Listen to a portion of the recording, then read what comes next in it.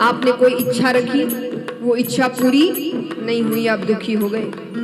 आपने किसी से कोई उम्मीद रखी, वो आपकी उम्मीदों पर खरा नहीं उतरा, आप दुखी हो गए।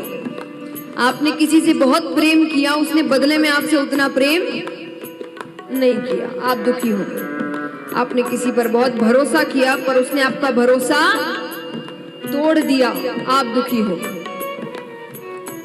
तो अर्थ क्या हुआ कि किसी से कोई उम्मीद मत रखिए। देखिए, इसका अर्थ ये नहीं होता कि आप संसार त्याग दीजिए, संसार में रहिए पर किसी से उम्मीदें मत रखिए। अब मान लीजिए अगर आपने कभी किसी से कोई उम्मीद नहीं रखी होगी और वो आपको धोखा दे दे, तो आपको इतना दुख होगा? हाँ कि ना? क्यों नहीं होगा?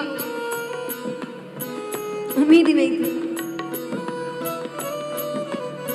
सोचिए आपके जवाब में कितनी खुशी है कि वो आपसे अगर कुछ कहे भी, भाई मुझसे ऐसा ऐसा हो गया, तो आपके मन में होगा तो मैंने उम्मीद रखी भी नहीं थी, मैंने तुमसे कोई उम्मीद रखी भी नहीं थी।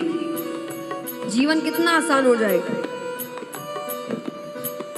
तो संसार में रहिए, अपने फर्ज निभाइए, पर इनसे उम्मीदें मत रखिए, क्योंकि ये कोई आपका साथ नहीं देने वाला। एक भी व्यक्ति, जीवन में हर व्यक्ति आपको एक ना एक बार तो धोखा देगा, हर व्यक्ति। अब वो कभी कभी धोखा कार्यों के माध्यम से हो जाता है, और कभी कभी किसी का जीवन धोखा दे जाता है कि आपने किसी से बहुत प्रेम कर लिया और उसका बुलावा आ गया, अब आप रह नहीं पा रहे, उसके जीवन ने धोखा दे दिया। तो अर्थ है कि धोखा तो होगा, वो तो जरूर मिलेगा। तो इसीलिए संसार में रहिए, परिवार में रहिए, पर आशा किससे रखे? सच मायने में रिश्ता किससे रखे? जो कभी धोखा नहीं देता। भक्त कहते हैं,